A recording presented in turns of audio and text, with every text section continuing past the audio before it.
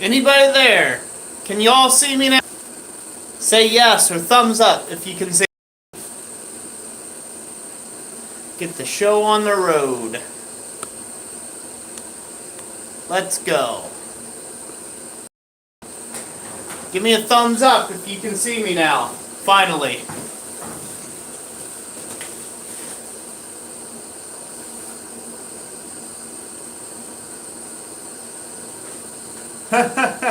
Backed up. Okay, cool. Evening, everyone. Good to have you. So, I've been lonely. I've been left out without y'all. You guys been all over the place, streaming without me these days. So, anyways, tonight got a fairly late night in the shop. I've been working steadily at all my orders that I've had going on here. Excuse me, sorry, let me shut down this blower. Oh! So tonight we're going to be talking a little bit about developing, let's see here, my channel, okay, Lehigh Productions. So anyways, what I wanted to talk about tonight is I'm going to be talking a little bit about developing surface texture. So what I'm working on this evening, the reason why I'm in the Marshmallow Man suit is I just got done buffing out this bowl, and I say buffing as in just kind of like doing a light polishing or shining it up. What I'll be doing now is I will be actually adding some repeatable texture using a ball peen hammer. There's nothing special about this one other than that I have polished the face here. So a lot of the work that I do is this kind of high-end finish work. It's, you know, the forging process itself is fairly simple and easy. It's the actual finish work that, you know, tacks on all the dollars for my business. So this here is a 14-inch diameter bowl, and this is what I consider shiny. This is shiny. It's a little over shiny. It's about polished. So this right here you can consider shiny if you're selling your work. This side here shiny. This side here is polished. And then the next stage up from that is mirror finish, and that's where this bowl will eventually be going.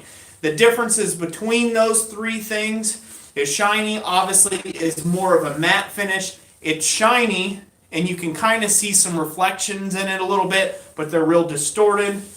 Polished, again, you can see a lot more details and reflections in it and refraction of light, but it's still distorting the image.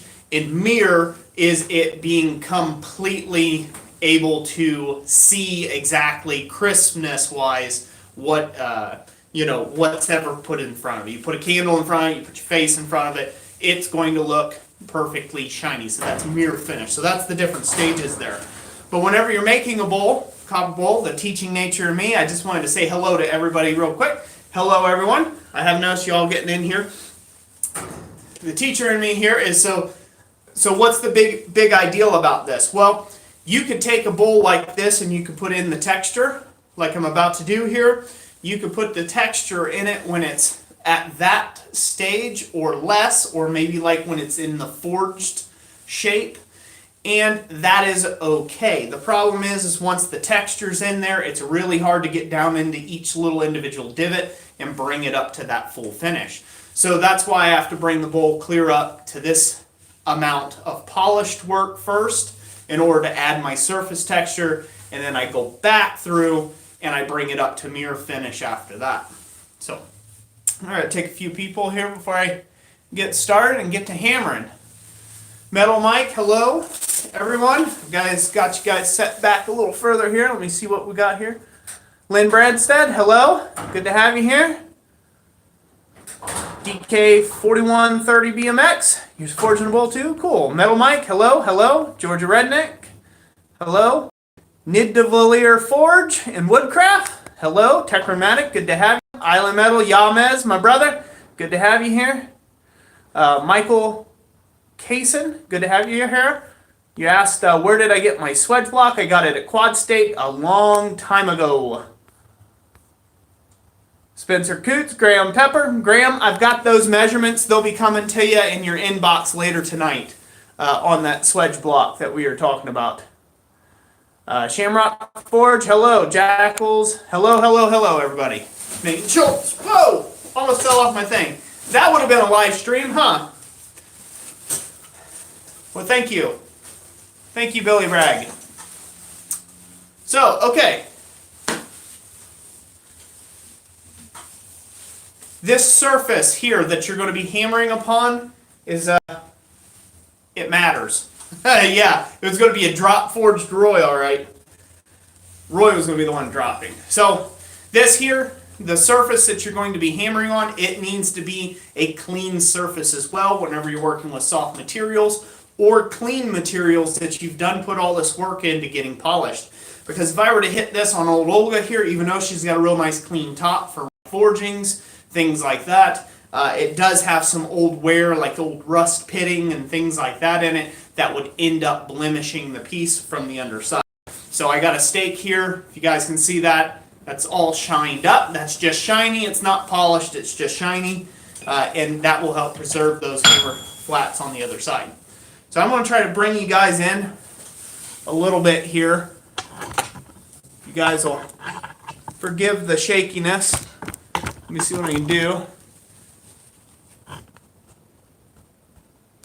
Hey, thank you, Yamez. Yeah, thank you for bringing them all over here. I want to ask, but I don't like bombing other people's streams and saying, hey, come check out my channel. So, so we're going to start closer to the edge and we're going to work back in. So I'm going to hold this up, support it with my underarm here. And now this is a 14-inch bowl. I've done as large as 28 inches in diameter this way. The biggest thing is since this is curved, I want to make sure the part that I'm hitting with the hammer is actually flat against the stake here.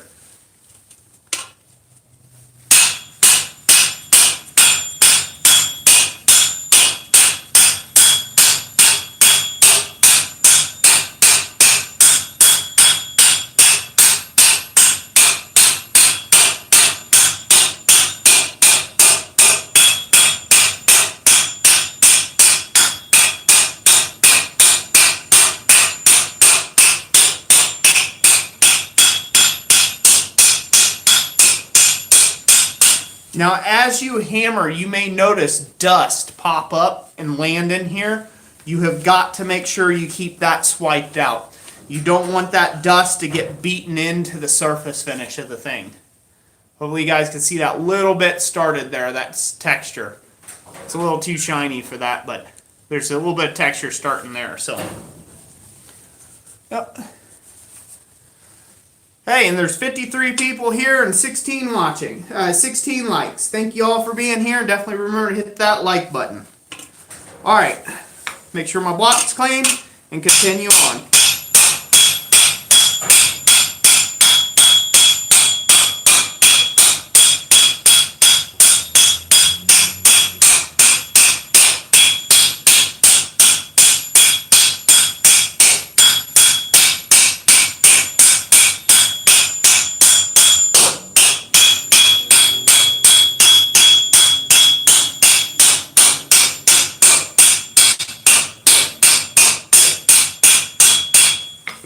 So what I'm aiming for here is a reoccurring surface texture that takes and stays right on top of one another. Hopefully y'all can see that.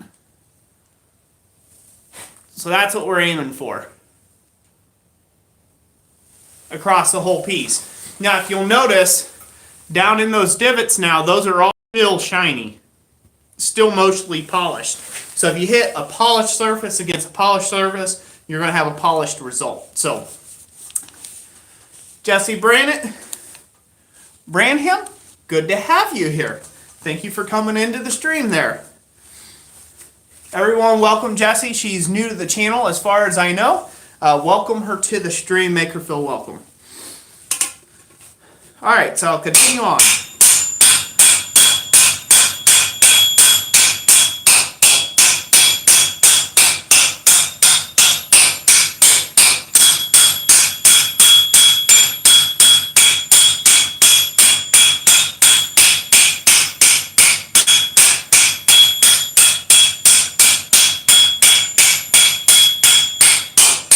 Good, you guys can see that.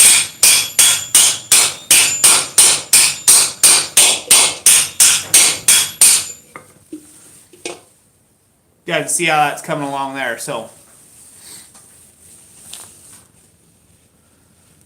let's see here. What the Forge Blacksmithing. Alan, how you doing, sir? Good to have you as part of the stream. Good to see you back, my friend. Yeah, somebody had mentioned, so this is why Roy's work is expensive and takes forever. You guys are correct.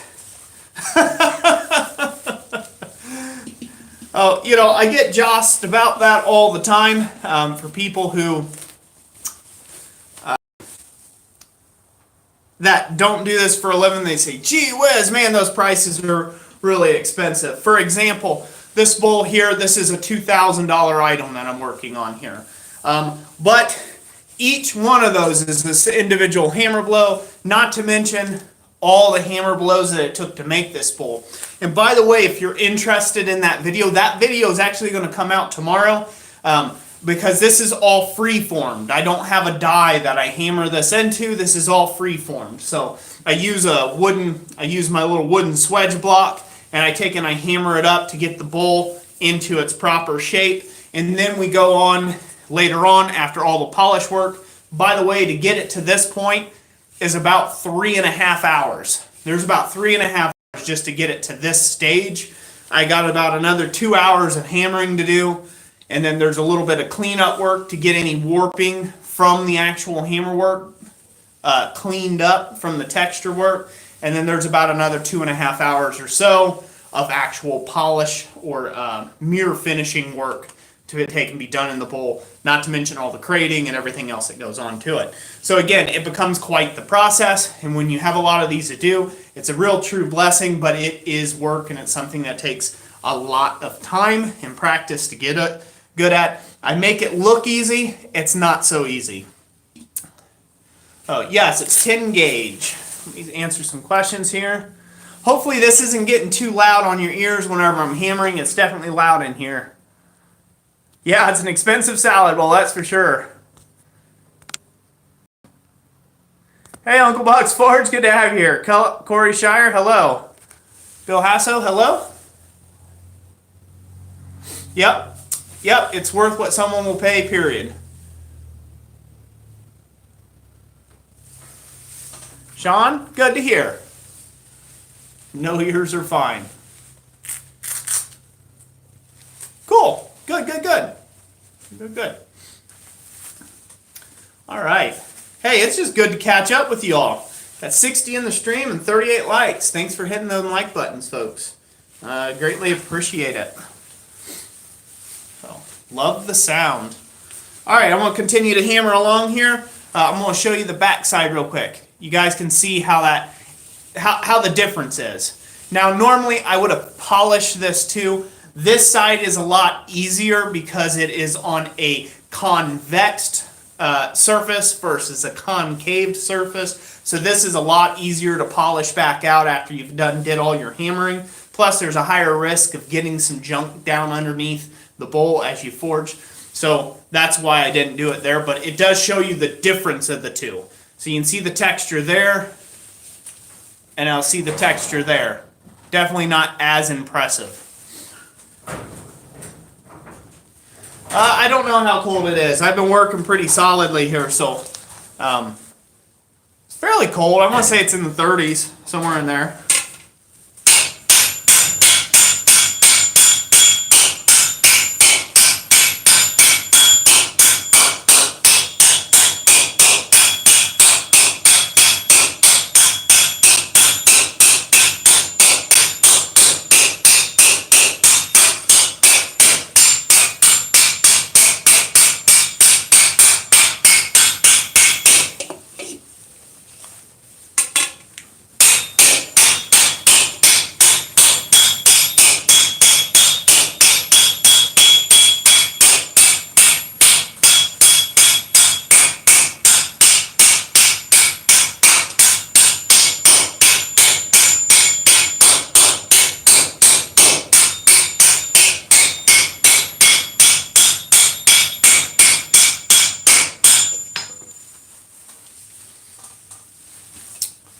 right.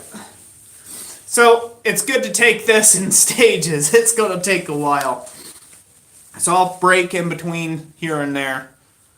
And if we get further enough, which I doubt we will, I'll show you guys some polishing and some buffing. But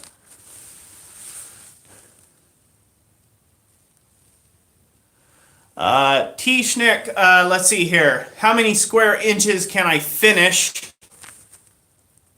in 10 minutes for a time planning reference? Depends on what you mean finish. What's your definition of finish? If you're going to take and do a level of mirror finish on things, 10 square inches, you're probably talking 3 hours for about 10 square inches. So you're going to have at least that going on.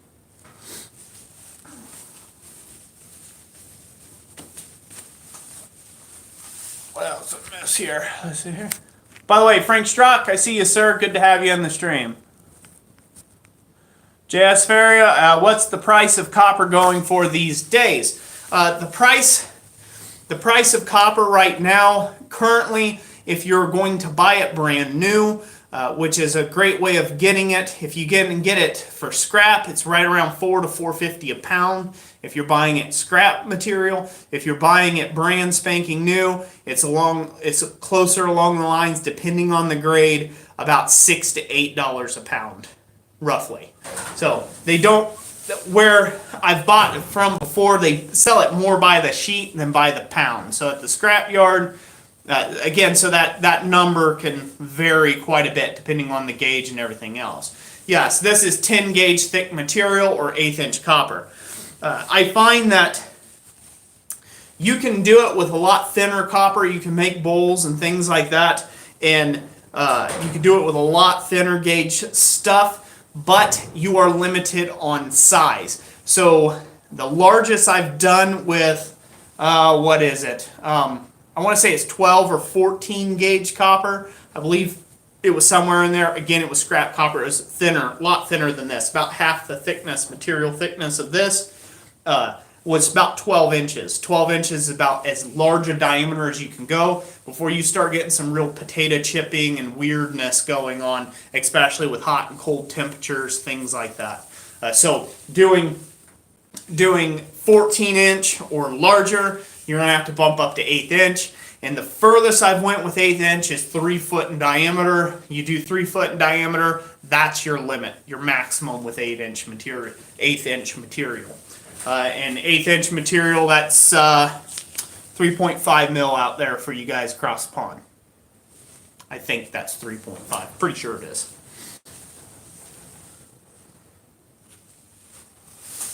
All right, let's see what we got here. 60s there. Can you harden copper without work hardening it? Techniques, processes. You can. So the way copper hardens is basically work hardening. Now, do you have to take and hammer the heck out of it to do that? No. In fact, you can hold up a piece of copper just like by your fingertips and come along one edge and tap it with a stick, and eventually the whole piece will ring like a bell. It'll get super hard on you with just the reverberations in the copper.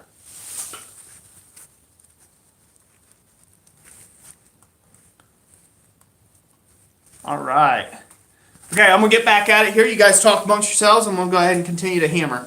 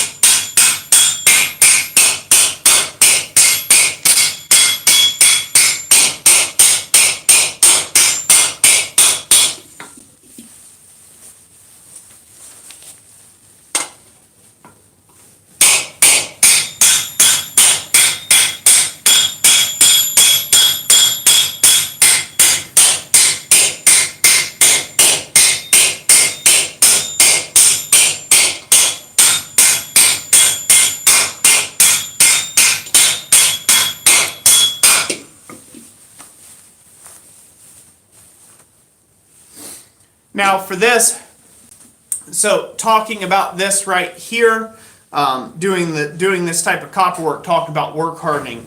I will not actually anneal this until this won't really get annealed. This is going to end up getting, completely shaped afterwards. Hopefully it won't go too far out of round and weirdness. Otherwise I would have to re-anneal it just for a short bit. But that little bit of forging scale or bringing it up to a really light annealing heat will not be that hard to take and get all the scale back off. It'll be a very light surface scale since this is a polished surface. So that will be a benefit if I do get it all warpy doopy, looking like a potato chip. That's what I like to call it, potato chipping. Answer. What size ball peen am I using? I'm using a 16-ounce ball peen. It needs to be a lot lighter, but the 16 ounce is what I have. So that's what I'm using.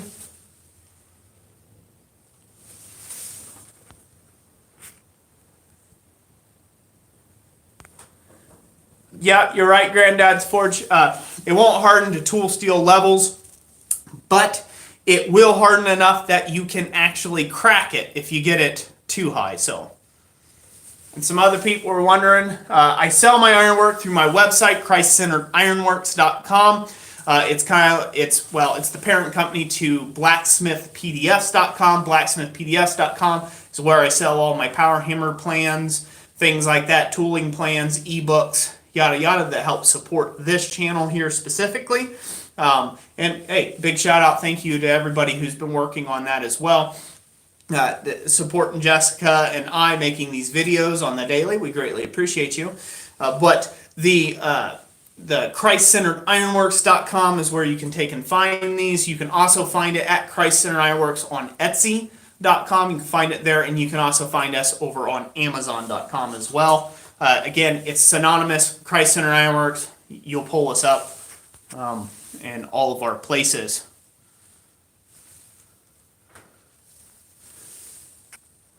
Let's see here. I know the guy from Jake Makes personally. He inspired me to start making videos. Cool, Lehigh Productions, or LHI Productions.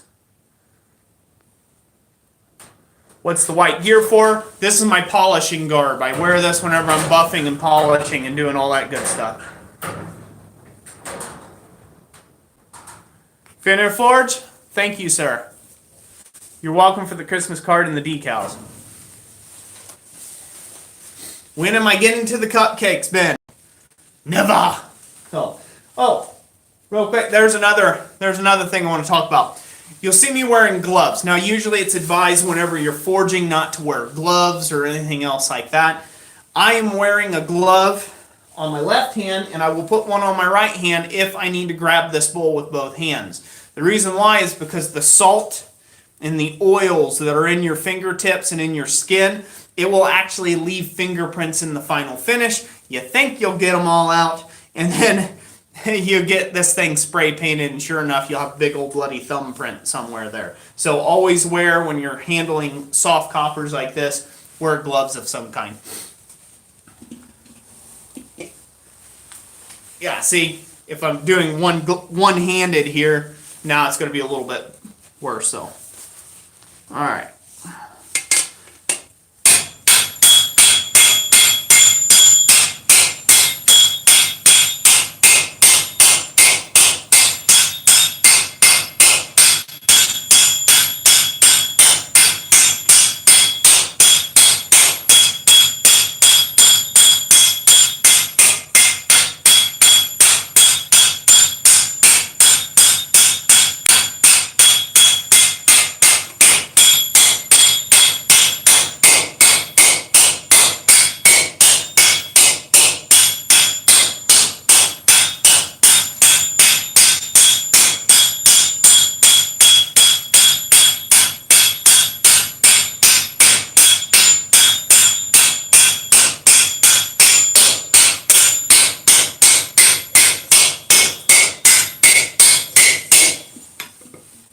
So as I hammer on this, this is going to squeeze material and it's going to stretch material as we hammer on this. Just like as if you texture anything, it's going to grow in length or it's going to spread in width. Since I'm using a ball peen, it's pushing out material in every single direction, and that force is going to want to move the path of least resistance. So this bowl is smaller than what it's supposed to be. When I blank it out, I do the correct dimensions first, so this way it ends up about 1/8 of an inch, a little less than 1/8 of an inch under, or 3.5 mil if you will, under the diameter, the desired diameter that I'm going to go for, because as you hammer on it, it's going to stretch it out to just over that diameter. So here. So Lucas Murphy, I'll answer you directly, sir. Because a lot of people will ask this about, the ironwork as far as the, people have a 9-to-5 mentality that when you go to work, you work 4 hours, your boss pays you for 4 hours, you go home, you spend your 4 hours of labor doing whatever, buying video games, hair cream, gels, spices for the lady, I don't care. You do that, you wash, rinse, repeat, you go back to work the next day, the boss hires you for your part-time job again for 4 hours. You do that 4 hours of labor, you go home, so on and so forth, and things like that. In forging, it is not the same way. In running a business, it's not the same way. I have to cover the $60,000 worth of tooling that I have worked for the last decade in my shop. I have to cover the cost. Those all wear out. I have bearings to replace, oils to keep up on, blades to change in the Beverly shear, copper to buy. If you buy a sheet of copper, a 4x8 sheet of copper, it's going to cost you over $1,200 right now to buy it. And where do you think you get that money from to be able to have enough materials to be able to make your next piece? Not to mention that this piece that you see here round does not get stamped out. It doesn't get cut in one nice pretty thing. It comes out of a sheet and there's wastage. There's triangles. No matter what you do, there is wastage of materials that then get scrapped at literally about a third of, about a third of what it's actually really worth, what you originally paid it for. So you can get a little bit back from that, but it's not much. So the work that I sell is not equal unto the amount of work that I put in. Now a bowl like this, I will have between, when I'm doing a production run of bowls, like I've done today, this is my 5th bowl today. Yes, 5th bowl over the last 2 days. When I'm doing a production run like this whole bowl in total, before it's shipped in its custom wooden crate that is branded with my logo, that has the wood Excelsior, that's going with a DVD of me making this bowl, well, not this bowl specifically, but one similar to it. By the time all that goes in, the insurance to ship it all the way to Germany where this bowl is going, the costs get high. They get quite high. And so that's why the price is $2,000 for a bowl like what you see here. Now, I've done bowls, again, that are a lot more as well. They're a lot more. And I've done ones that are a lot less. I used to do bowls that were 4 inches in diameter, and I charged $25 for a bowl that was 4 inches in diameter. Some people were like, you're out of your ever-loving mind. But those bowls themselves, I actually was paying $4 on every bowl. By the time the wage was calculated, I was paying the customer $4 every bowl to take it off my hands for me. $4. And I sold a crud load of them. Like, say, over 1,500 of them. So, $4 times 1,500 of wasted money. Now, why would I do something like that? Well, the 4-inch bowls, they put me to the top of search engines. That allowed me to sell these $2,000 bowls that end up paying for them $4 bowls that I was selling for way under the money. Now, as things go, I don't sell 4-inch bowls anymore. They're just not worth my time. My shop rate's $100 an hour. Now I'm putting that out there not as a dig against you, because I'm all about trying to take and educate somebody on the forging process and the true cost of taking and doing business. But a lot of times we get hung up with this cost of thinking that this is all cheap labor. None of these materials cost you anything. The $500 torch set that I need to have the hoses replaced on, that's going to cost me $250. We count all that as, oh, none of that should matter. And then yet I hear guys cry all the time that, oh, woe is me, I don't have enough money for my anvil that I wanted, or those prices are exorbitant, or hey, I can't buy that bench grinder that I've always wanted. No one's going to give it to you. So you have to purchase it for whatever price those people are charging. And so in order to stay in business and stay relevant in the next 30 years, you have to charge prices that give you a breakdown of your relevant and a living wage. Now, a lot of people say, well, you're getting rich off this. Well, I just did a video. No, I can't put a link here. I'm not going to worry about putting a link. It's one of my most recent videos that you can look, where I broke down exactly all 5 of these orders and what I get out at it at the end, after everything's taken into consideration, how much I actually get out. And I believe that price, I can't see it from over here, it was like $1,200 or $1,400 for a month, and that's for a family of 5. So if you want to charge less than that and you want to live on beans and rice, you can go ahead and you can tell your little kids, little Timmy, sorry little Timmy, you're not going to get shoes this winter. Go right ahead, be my guest.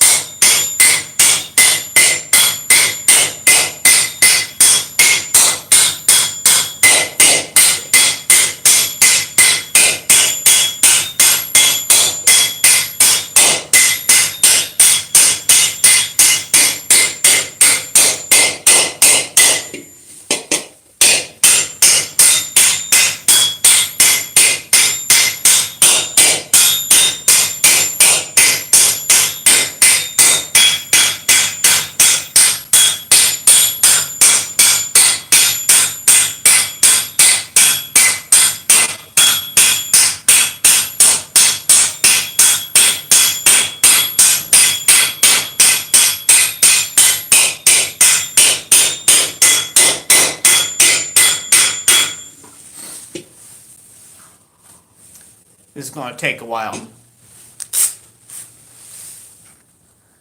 Spencer Coots. I'm sure there's plenty of people who dislike it, so.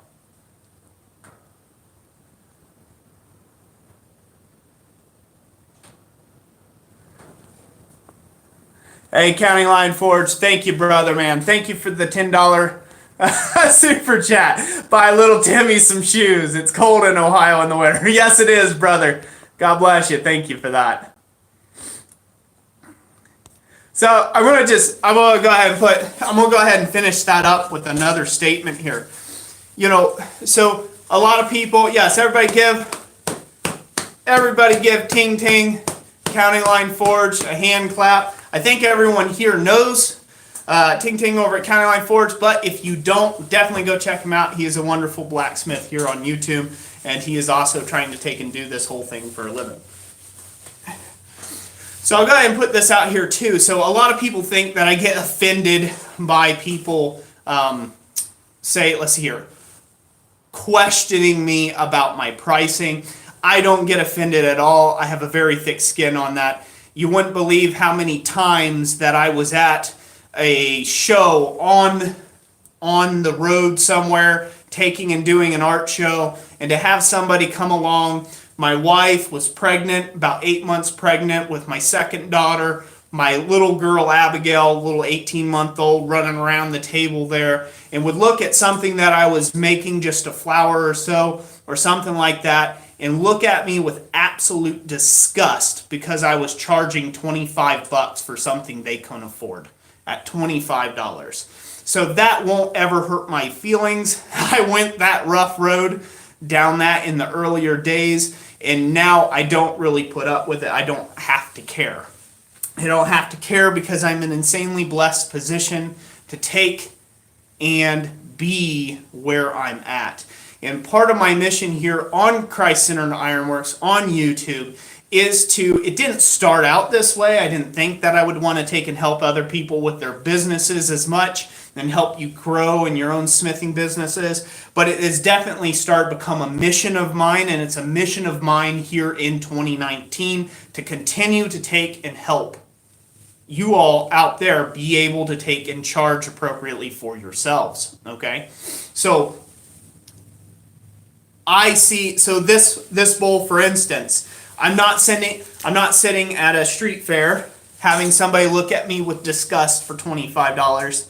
This is a $2,000 bowl.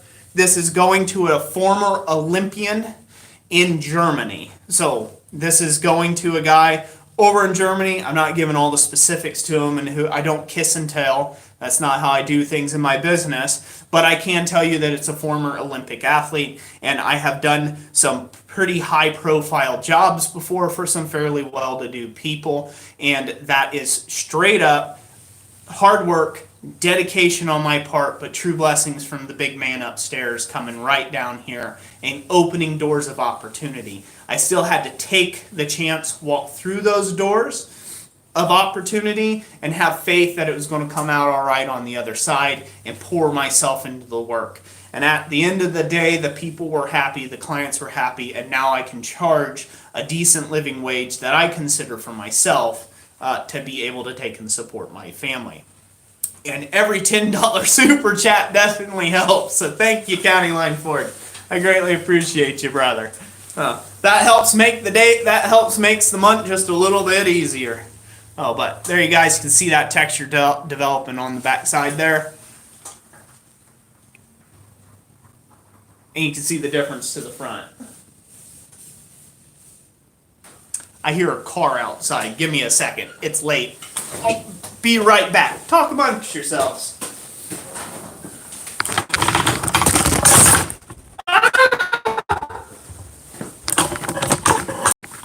Whoopsie. Y'all still there? Tripped over the extension cord. Woo! Sorry.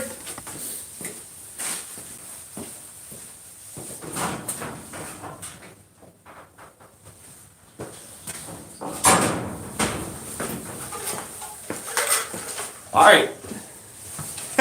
Camera was dropped for it, so yep.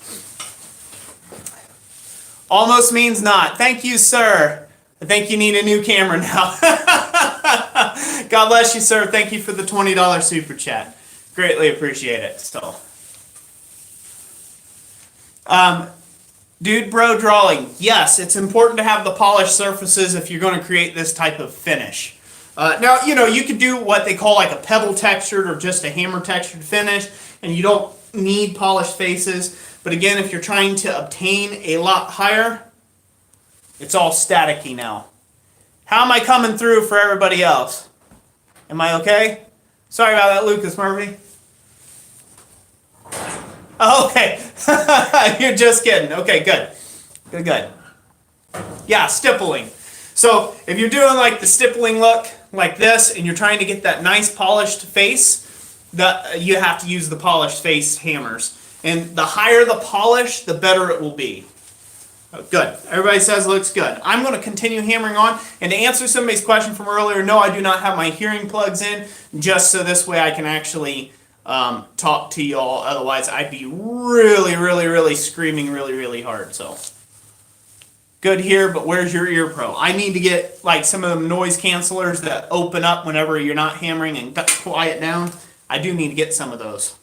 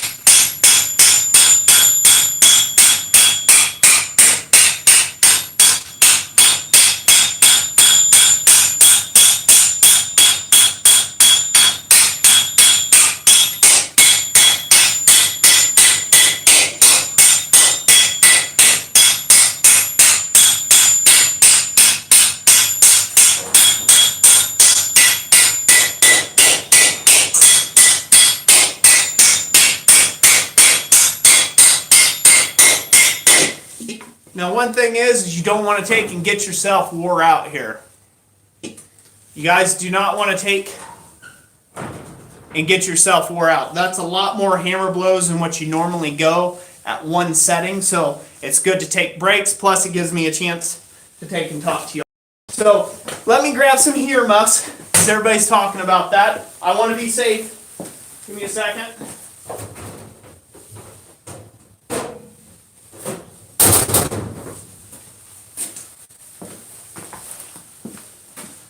We'll just add that extra level of difficulty. How's that sound? Happy? Faraday Forge, the green tape is when I go and I teach. When I teach places, or I do, if I do demonstrations, things like that, it's easy for me to find my tools at the end of the day. That's what the green tape's for. There. Hopefully you're all happy.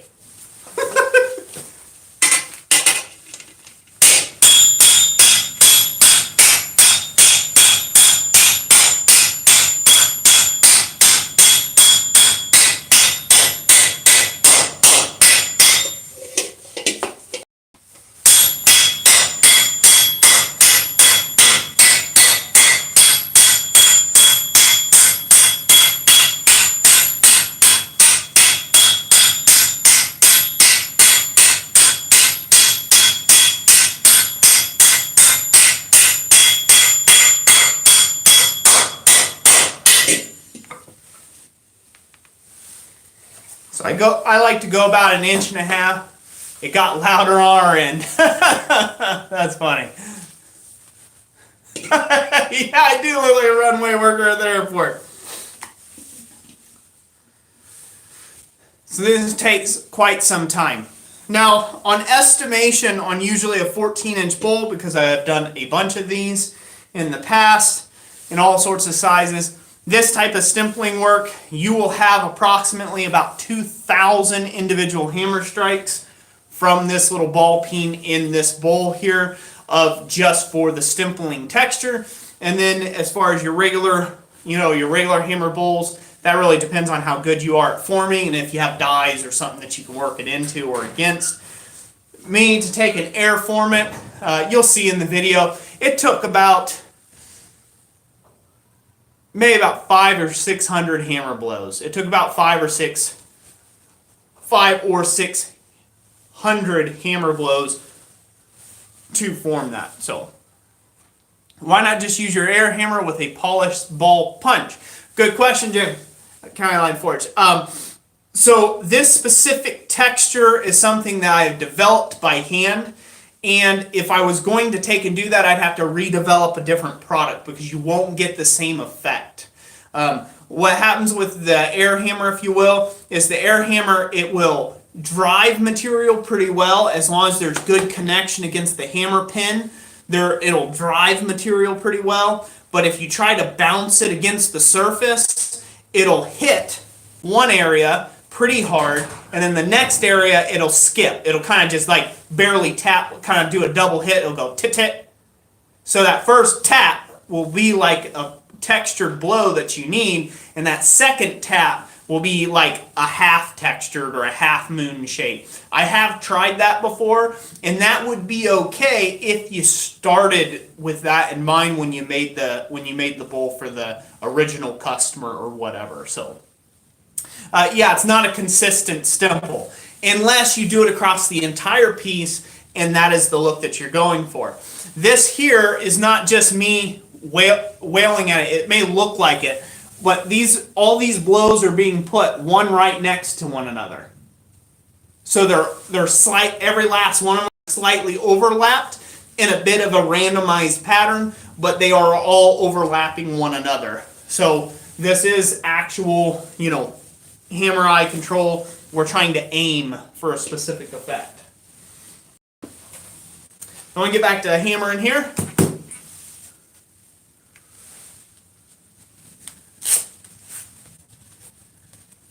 Yep, you don't want to take and do this. You'll wear yourself out, trust me. I can do all this in about a day. taking and doing these 2,000 hammer blows or so. It's a big day. It's a big day. It's a lot of hammering. One of the other things is you might see that I'm not forging here. I'm not bringing my arm up and bringing it down like I normally would. I'm not trying to cream this piece. I'm trying to take and texture it. So in my hand, this is going like this. This is the action I'm looking for, and I'm letting the weight of the head do the work. Now, since I'm sitting down, I can't get as much stroke out of this, so I've moved my hand up ever so slightly, and again, doing that nice light hammer stroke. So when I go up, it falls back. When I go forward, it snaps forward. So this way my arm does not have to move that far. I could just work it like that. So that's the easiest way for longevity. You want your elbow in. You don't want your elbow out. You will wear out the cartilage in your shoulder. So just some things to take into mind if you're going to do this type of effect on something. So let me go ahead and stand this up and go back to town here.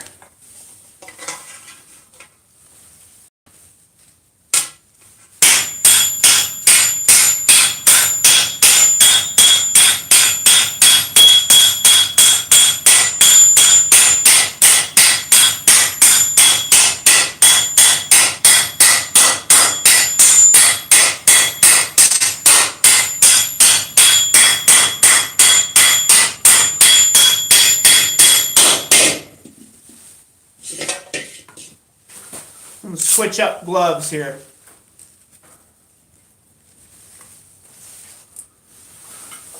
Give me a second. I'm going to switch up gloves. I got a pair of rubber palm gloves that'll make holding this a lot easier.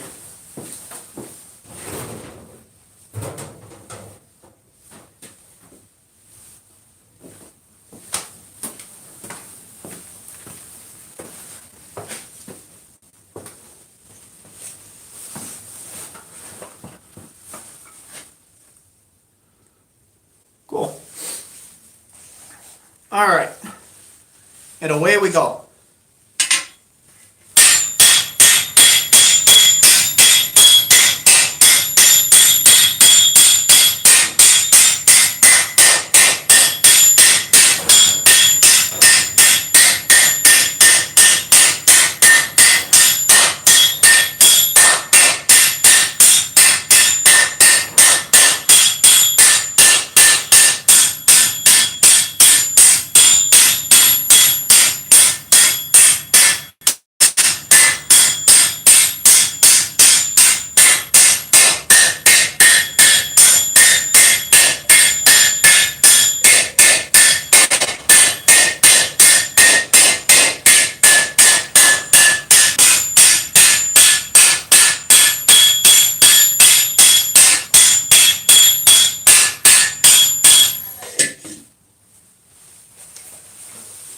One other thing I like to take a note out real quick to you is if you notice I'm working the edge first and then I'm working down towards the center.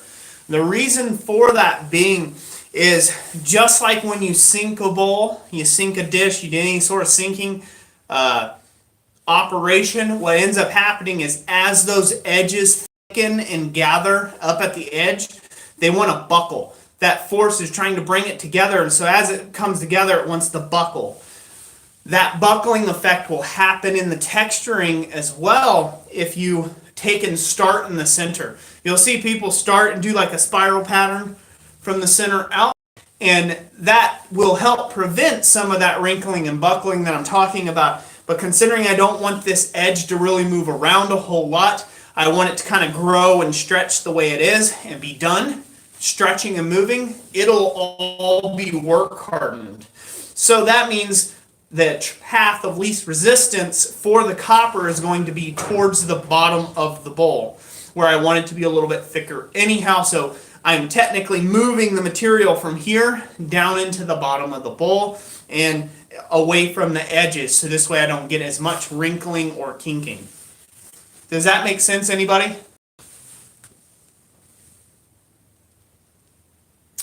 Let's see here. It helps dish it more than raise it, right?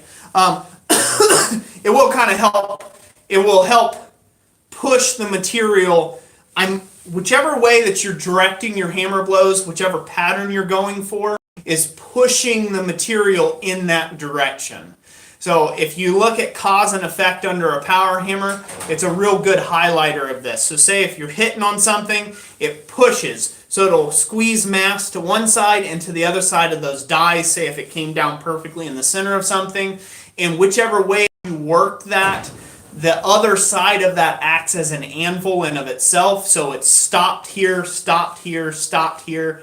The freeway's that way. And so then that's what will help stretch out your metal or start moving your metal. The same when you start putting your screw pulls around, like doing this type of work here, it's the same principle. So if you work towards the center or to the bottom of the bowl, you're going to be moving that material down as long as that material doesn't have somewhere else it's planning on going.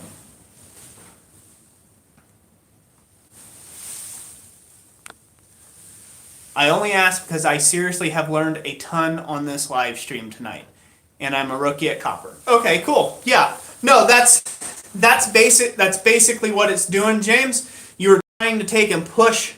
You're trying to take and push this material. If you harden the outside edge, it will grow. I mean, it's going to naturally. Your bowl's going to grow up, if you will, because you're pushing that bottom more, or you're feeding more material. It's like an insignificant amount because we're not specifically trying to sink the bottom because there's an anvil block underneath. So technically what we're doing is we're pushing that material into itself and we're creating an upset towards the center, or we're thickening the copper in the center of the bowl, as opposed to stretching or pulling that material away like when you're taking and driving it down. Now this, it looks about right here. Yeah, so this is my left hand, this is my right hand. So I'm hammering, I'm just going in a clockwise fashion, so the bowl is turning clockwise and I'm hammering along.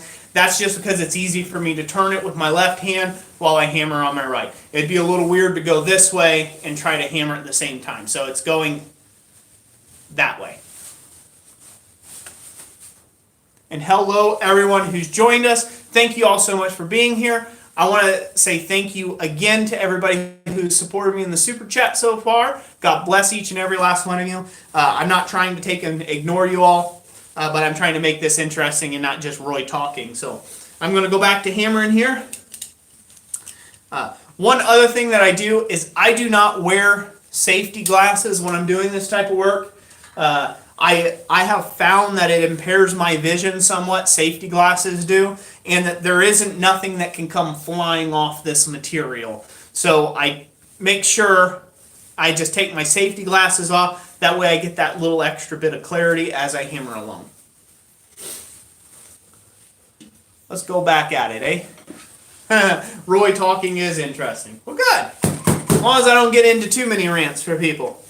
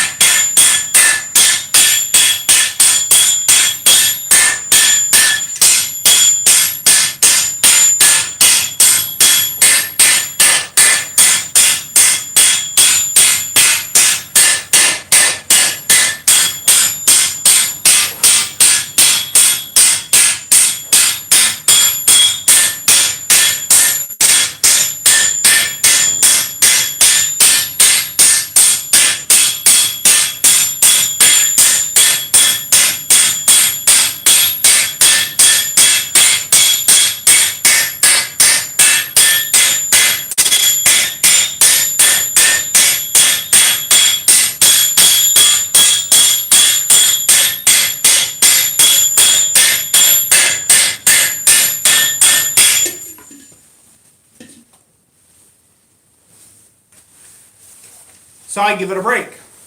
I go about that far with it, and then I give it a break. But in this hour-long live stream, we're coming right on around.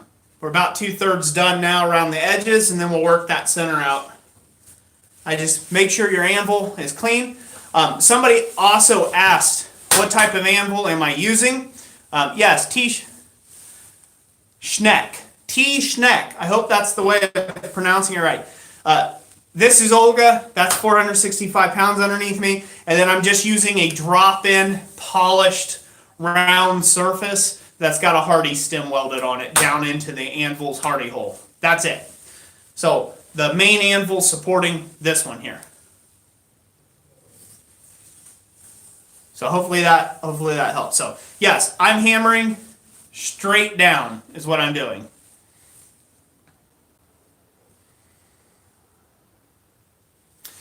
Sergeant Hobbs, no, I do not take and give it a break because it's warming up. I give it a break to give myself the break. And the reason why is because in blacksmithing, for realistically, the most amount of blows that you're going to have in a heat are about 50 or so. About 50 blows, and oftentimes it's less than that. It's between 50 and probably about 15 hammer blows is the maximum amount of blows you're going to have in any one given heat working hot steel. But with copper, since there's an infinite amount of time, you get this tendency to just keep going. You get this rhythm going, you just keep hammering, you keep hammering, keep hammering, and then your shoulders just dead. Your arms start Charlie horsing and things like that because you're actually taking and hitting this thing,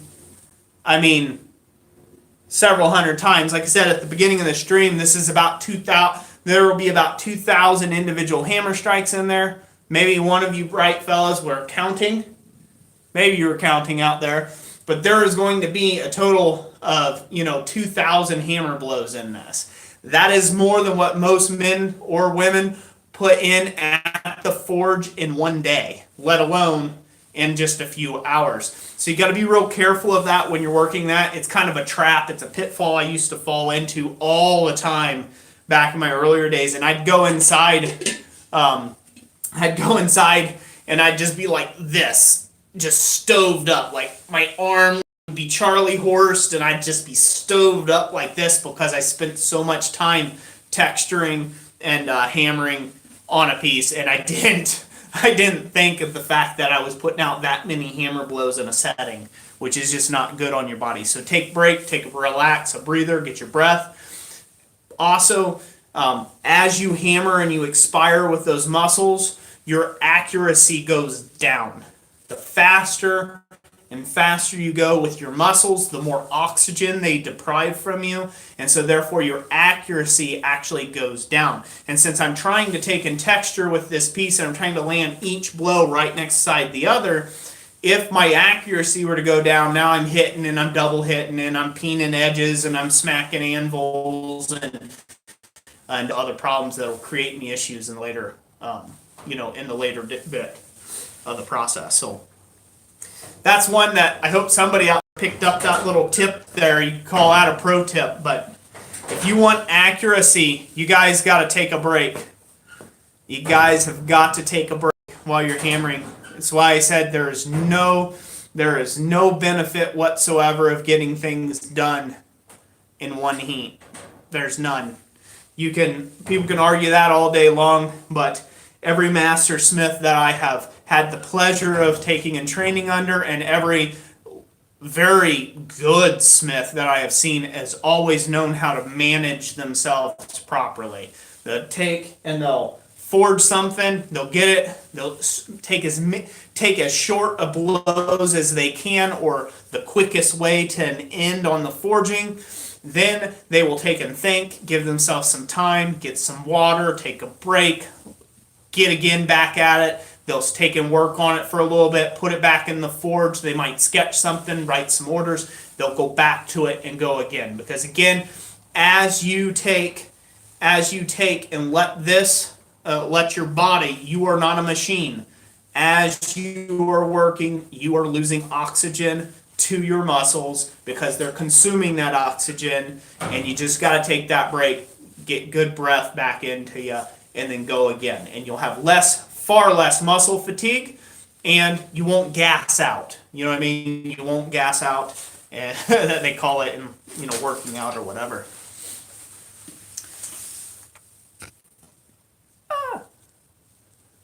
No smoothing.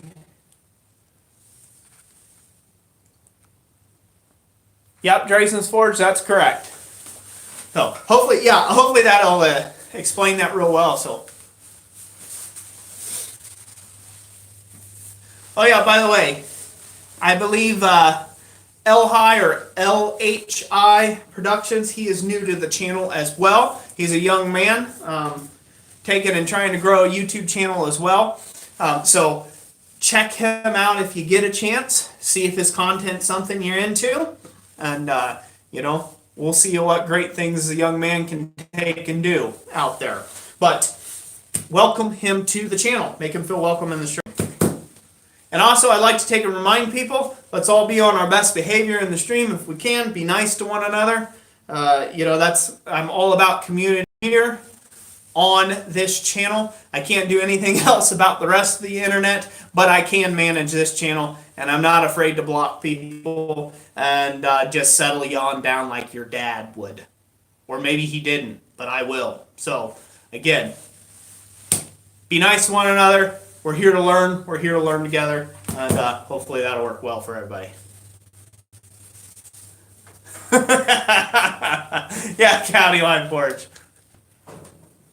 Hey, we'll see you at Drayson's Forge. You enjoy that family time, sir. God bless you. Thank you for being here.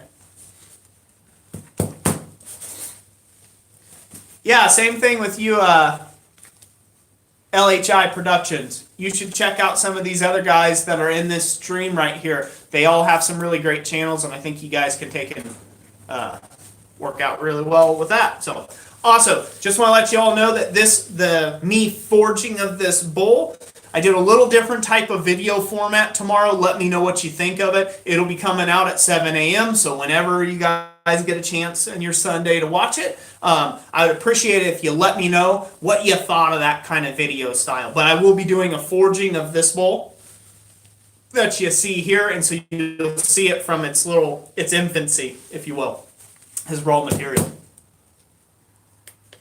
Yep, Spencer Coots, that's right. It's Christ-centered, not hatred-centered. I try anyhow, hey? All right. Get back to hammering this.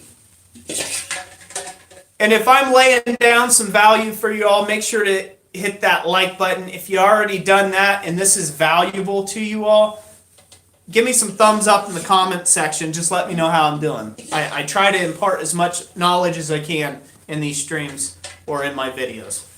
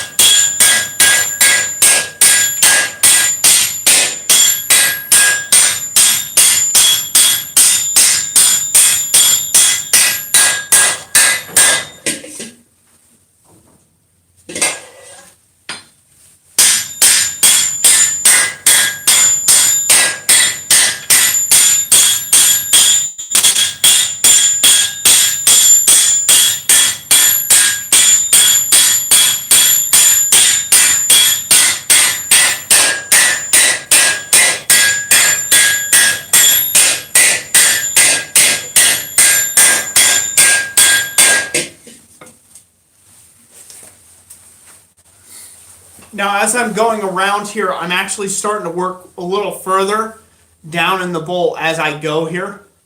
I'm not trying to go real deep in the bowl just yet. I am starting to bring a cascade of those hammer blows down a little bit more. So that way, what I'm trying to do is I'm trying to push and move that material. Again, going around in kind of a semicircle pattern, trying to put it back down in there. So. Hey, cool, Yamez. Only 383 till 1K. Cool. Also, if you haven't subscribed to this channel yet, you may want to. So, we are getting really close to 37,000 subscribers. In fact, probably by tomorrow afternoon we'll be there, which is pretty awesome.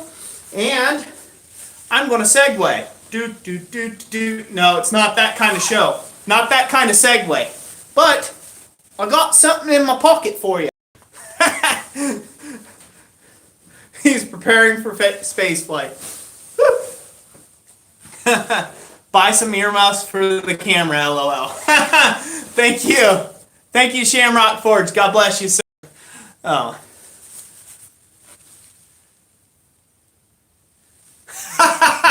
County Line Forge. Hey, get as many subscribers as you can, my brother. So, I'm going to do a little bit of announcement. I plan on doing a formal video, but since you guys are here with me this evening, I am going to take and show you what I've got coming up. So, my dad, he's retired Army. He's disabled. He's a disabled veteran. And he does stuff as a hobby. He does lost wax casting. So I plan on doing a video with him and showing his little bit of a hobby there. But I asked him, I said, hey, Dad, would you mind making some giveaway items for me for when we hit 50,000 subscribers? And my dad said, sure, son, no problem. You know, we can do that, and we'll shoot a little video around it about the lost wax casting process. And so what we're going to make for 50,000 subscribers is there is going to be a total of 10 of these items that I'm going to be giving away at 50,000 subs. And I'll have official details of how you can get involved to take and get a chance at getting one of these. But I have something much better than a play button. I'm going to have an official Christ Center Ironworks signet ring. Hopefully you guys can see that all right. You see that? So it's going to be an ounce. It's going to be 1 ounce of pure silver signet rings. Official Christ Center Ironworks. There will be 10 of them that I'll be taking and giving out or giving away during the celebration for the 50,000 subs. So again, this will be 1 ounce, give or take. Some of them will be a little over, some of them will be a little under for our 50,000 sub giveaway. So hopefully anybody will like that. It's going to be quite a bit there. And I figured if you're going to do something, you might as well go out in a bang, right? You might as well be fabulous. Look at that. Bam. You can't look any better than that right there. Boom. So anyways, one of the other things, I haven't decided whether I'm going to be doing this or not. I haven't decided with my dad yet.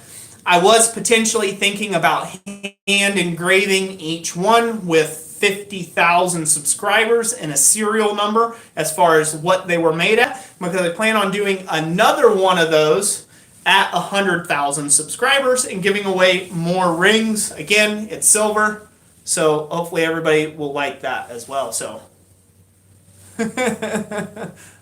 OG Roy straight flossing. Don't know what that means. I'm not that hip. So anyways, yeah.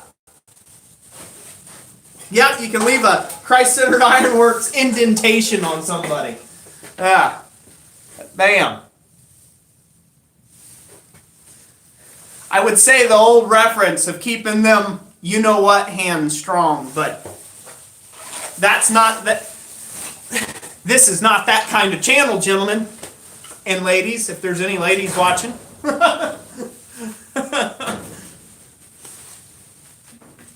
All right, back to hammering. I have recovered. Talk amongst yourselves. Yeah, we do not promote violence on this channel. We might throw a hammer at you, but that's not violent at all, is it? All right.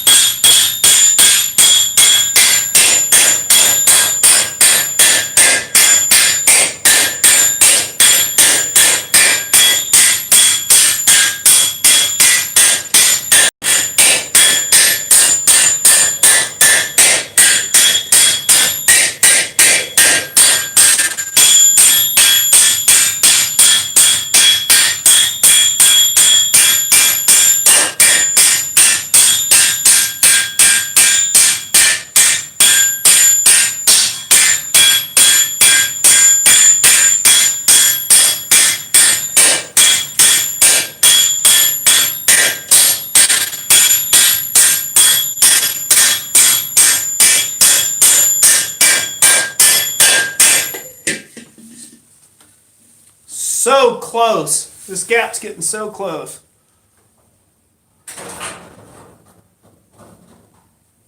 Hey, cool, Yamez. I'm glad you're getting some subscribers there, buddy. Cool, cool. Yamez is a cool dude. Also, I've got some 360 video of the shop coming out, and that'll be soon. I almost got those edited, so those will be up next week. Not this upcoming one. It'll be the following one after that. It'll be next weekend that those come out. And that was thanks to Yamez.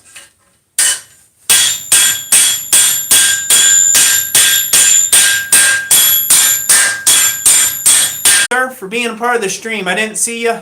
I didn't see you earlier come in, but thank you for being here. Graham Pepper, hopefully you are staying around. It's good to have you in the stream, sir. Thank you here. Y'all lost me. Are you guys here? Yoo-hoo. Yoo-hoo. Somebody lost the stream. Anybody around? Hello, hello. Derek Fish, are you here? Let's see here. I'm back. Everyone back? Everyone here? The lights are kind of blown out, so the footage will look kind of fuzzy in here, but hopefully you guys can see me. Can you see my pretty face? How many fingers am I holding up? Quick, quick, count. How many fingers would it be holding up if I was mad at you? At 3. It would be 3. I know what you're thinking.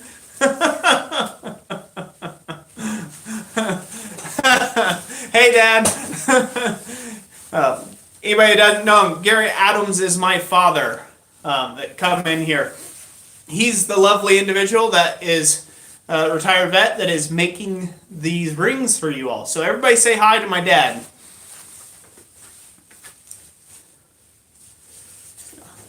So guys can see how far we've come so far. Hopefully you guys can see the value of that texture, that stimpling. Can you see it? Hopefully you all like it.